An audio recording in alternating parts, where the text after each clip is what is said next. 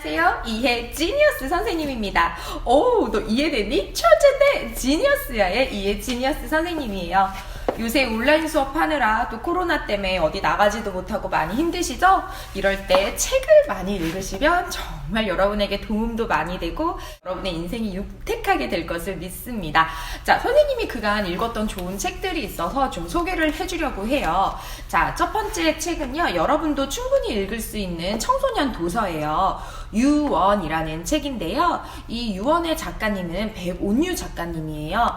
이 책은 선생님이 어떤 사람에게 권하고 싶냐면 누군가를 정말 한번 미워해본 사람, 또 그 미워하던 사람을 죽도록 용서하기 위해서 또 몸부림쳤던 사람들이라면 이 책을 읽는 것을 추천드립니다. 아직 그런 경험이 없다 하더라도 여러분이 읽으시면 앞으로 살아가면서 많은 도움이 될 거예요.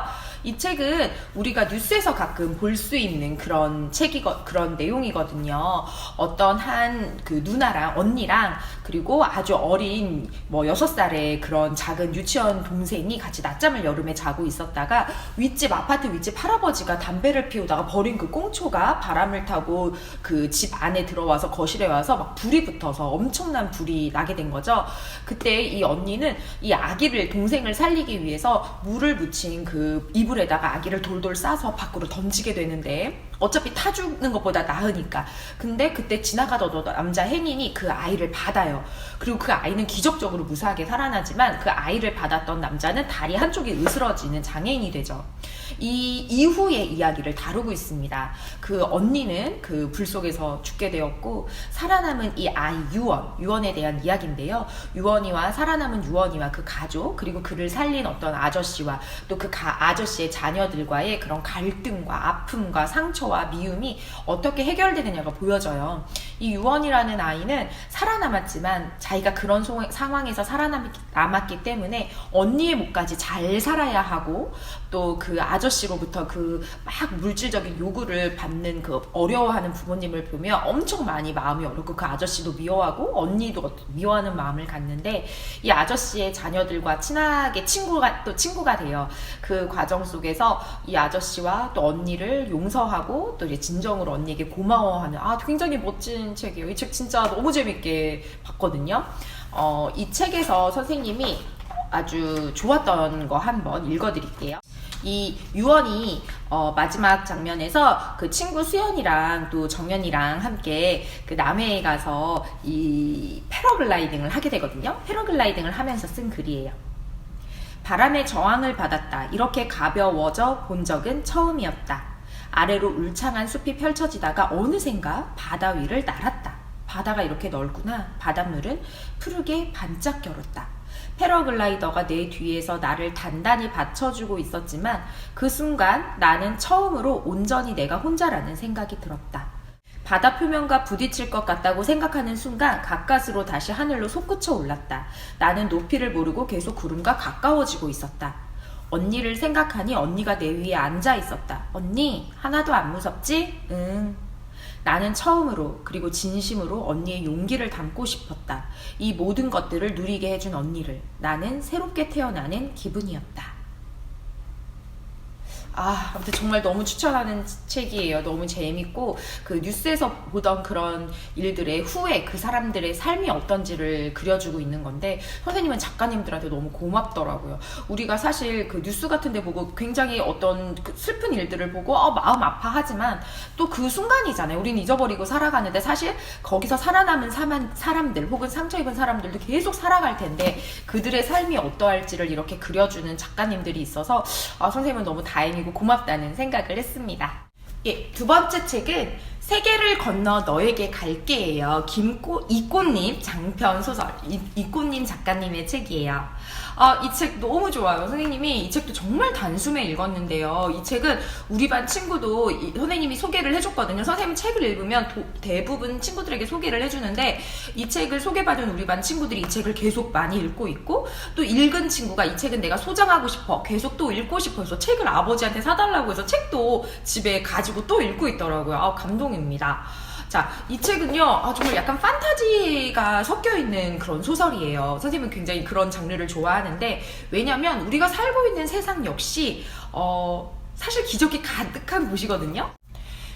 이 내용은요, 한 은유라는 친구가 있어요. 이 은유라는 아이는 엄마가 일찍 자기를 낳다 돌아가셨고, 그리고 아버지와 살고 있는데 사이가 좋지 않죠. 근데 아버지가 재혼을 앞두고 있고, 이 은유랑 친해지려고 하는데 너무 그게 싫어요.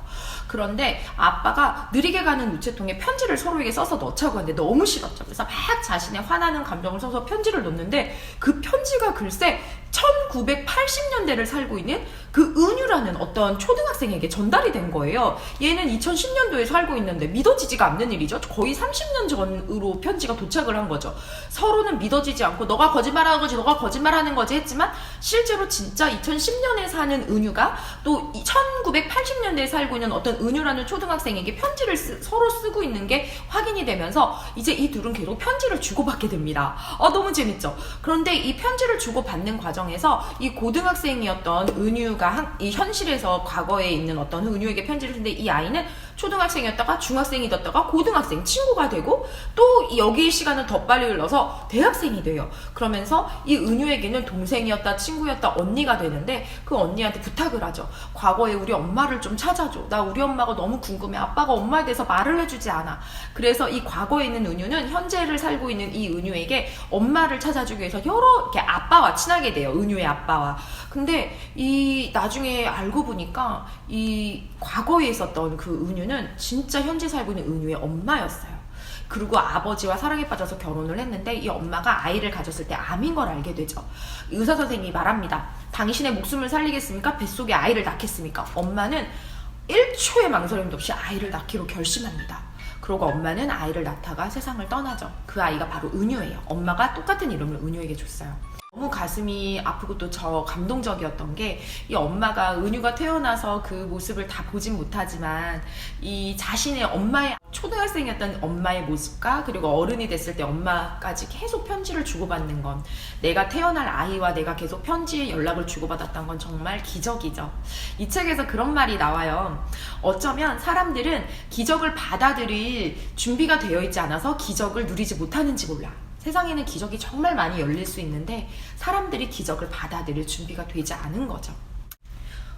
엄마가 이제 은유를 낳기 직전에, 죽기 직전에 마지막으로 쓴 편지예요.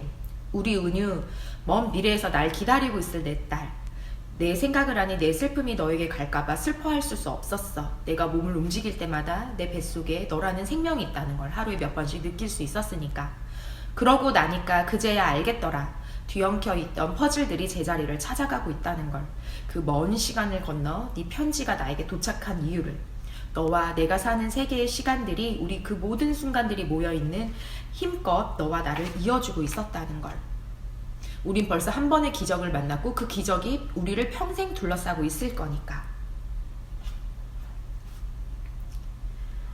그리고 나는 내 곁으로 갈게. 내가 뭔가를 잘해내면 바람이 돼서 내 머리를 쓰다듬고, 내가 속상한 날에는 눈물이 돼서 얼굴을 어루만져 줄게. 내가 초등학교에 입학하는 날에도, 시험을 잘 친 날에도, 친구와 다툰 날에도, 슬프거나 기쁘거나 늘 네 곁에 있어줄게. 엄마는 늘 네 곁에 있을 거야. 아주 예전부터 그랬던 것처럼. 이 편지가 그랬던 것처럼 세계를 건너 너에게 갈게. 아주 따뜻한 곳에서 엄마가. 네. 이 엄마가 죽기 직전에, 이제 은유라는 딸을 낳기 직전에 마지막으로 쓴 편지예요. 너무나 기적적으로 신비한 일이, 환상적인 일이 벌어지죠. 엄마가 죽기 전에, 그리고 엄마의 초등학생 때 엄마와 미래에 내가 낳을 딸과 계속 연락을 주고받은 거니까요. 이 엄마는 사실 얼마나 내가 낳은 그 딸과 계속 함께하고 싶었을까요?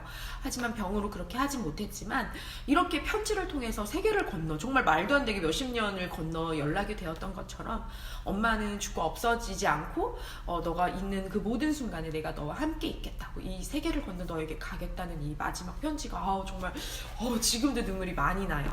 이게 가능할까요? 네, 선생님은 가능할 것 같아요. 세상에는 정말 기적이 많이 있고, 그 기적을 믿고 받아들일 준비가 되어 있는 사람에게는 기적적인 일이 일어난다고 믿습니다. 그리고 엄마라는 존재는 충분히 이런 일을 해낼 수 있을 것 같아요. 네. 아무튼 이 책 정말 세계를 건너 너에게 갈게 많이 추천합니다. 네, 이번에는 세 번째 책이에요. 자, 이 책은요, 시선으로부터인데요. 이 책은 선생님이 올해 들어서 처음으로 읽었던 책이고, 2020학년도 우리 친구들이랑 함께 독서 릴레이 한 74번째 읽은 책인데요. 정세랑 작가예요. 여러분이 잘 알고 있는 보건교사 아는영 알아요? 보건교사다. 나를 아느냐, 나는 아느냐. 네, 그 보건교사 아는영을 지은 작가예요. 정세랑 작가. 그럼 왠지 이 책도 막 판타지와 막 무섭고 재밌고 이런 걸로 가득 차 있지 않을까요? 한데요, 좀 달라요. 이 책은 굉장히 역사적이면서 또 현실적이면서 우리나라 예술계 문학계를 담고 있어요. 물론 픽션이죠. 소설이에요. 허구지만 또 현실에서 일어날 가능성이 있는 허구지요. 이 책에 나오는 한 할머니가 나오시는데 우리나라 6.25 전쟁 때 가족을 모두 전쟁에서 잃게 됩니다.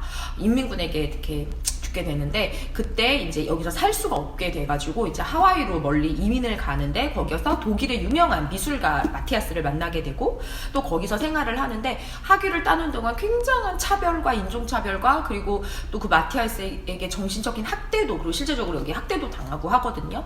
그 가운데서 그 혼혈인인 아시아계인 요제프 리를 만나면서 또 결혼을 하고 또 이 할머니 시선인데요. 심시선이라는 이 분을 또 어떤 그 분이 멋진 분이 한국으로 또 이렇게 인도를 해줘서 또 이 예술계에 등극할 수 있게 해줍니다. 그러면서 이 심시선 할머니는 이제 혼자서 이제 아이들을 키우면서 또 재혼도 하시고 또 이렇게 가족을 만들어 나가면서 이 한국에 있는 미술계와 예술계에 아주 뛰어난 평론가와 또 책을 낸 작가와 그런 걸로 활동을 하게 돼요.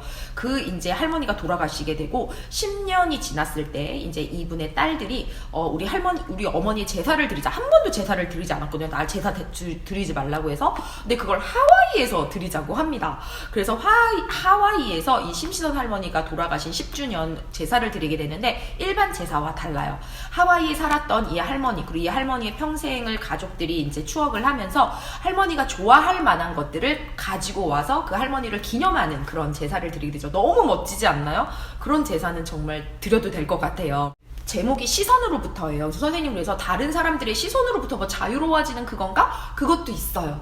그리고 또 할머니 이름 심시선으로부터 갈라져 나온 그 사람들인 그 딸들과 손녀들 그리고 손자에 대한 이야기인데 각각의 아픔을 다 가지고 있는 사람들이에요. 근데 그게 우리의 주변에 있는 그런 사회 문제들 또 환경 문제들 그리고 제국주의와 뭐 식민지와 전쟁과 이런 모든 이야기를 담고 있는데 그것들을 굉장히 현실적으로 그리고 아주 재미있는 문체로 그리고 하와이에서 벌어지는 것들과 맞물려져서 너무너무 잘 쓰여진 책인 것 같아요. 그래서 너무 재미나게 또 많은 생각을 하면서 잘 읽었습니다.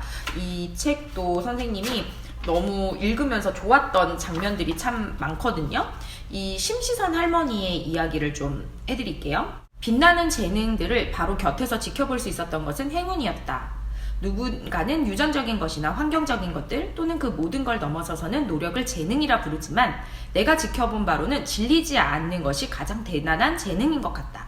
매일 똑같은 일을 하면서 질리지 않는 것, 수십 년 한 분야에 몸을 담으면서 흥미를 잃지 않는 것, 같은 주제에 수백 수천 번씩 비슷한 듯 다른 각도로 접근하는 것. 사실 그들은 계속 같은 일을 했다. 그리고 조각하고 빚고 찍고 아득할 정도의 반복이었다. 예외는 있지만 주제도 한둘이었다. 각자에게 주어진 질문 하나에 온 평생으로 대답하는 것은 질리기 쉬운 일이 아닌가? 그런데도 대가 들일수록 질려하지 않았다. 즐거워했다는 게 아니다. 즐거워하면서 일하는 사람은 드물다. 질리지 않았다는 것이 명확하다. 정확하다. 그러므로 만약 당신이 어떤 일에 뛰어난 것 같은데 얼마 동안 해보니 질린다면 그 일은 하지 않는 것이 낫다. 당장 뛰어난 것 같진 않지만 하고 또 해도 질리지 않는다면 그것은 시도해볼만 하다. 어쩌다 보니 마지막으로 나는 사람. 심시선 할머니가 썼다는 책 안에 있는 내용을 또 매 챕터에 이렇게 인용하면서 쓰는데요. 선생님은 이 구절을 읽으면서 여러분에게 꼭 말해주고 싶더라고요. 전 직업을 뭘 가져야 될지 모르겠어요. 전 꿈이 없어요 하는 친구들이 많이 있거든요. 선생님 좀 안타까웠어요. 이렇게 생각해보면 어떨까요? 내가 엄청 잘하지는 못해도 내가 계속 해도 질리지 않고 너무 할 때마다 재밌는 일이 분명히 있을 거예요. 어떤 친구는 그게 그림일 수도 있고요. 어떤 친구는 그게 운동일 수도 있고요. 어떤 친구는 그게 수학 문제를 푸는 거일 수도 있고, 어떤 친구는 글을 쓰거나 글을 읽는 거일 수도 있어요. 자, 그건 사람마다 다른 일이에요. 선생님 같은 경우는 이렇게 초등학생, 여러분 같은 반짝반짝 빛나는 학생들을 계속 만나는 일은 해도 질리지 않아요. 지나가다가도 초등학생만 보면 나도 모르게 눈길이 가고 말을 붙이게 되고 아이들도 나한테 말을 해오더라고요. 이런 일들, 계속 초등학생과 이야기하고 가르치고 이야기하는 이런 일도 질리지가 않아요. 또 선생님은 요새는 이렇게 영상을 찍고 만드는 것도 그랬지요. 여러분도 분명히 그런 게 있을 거예요.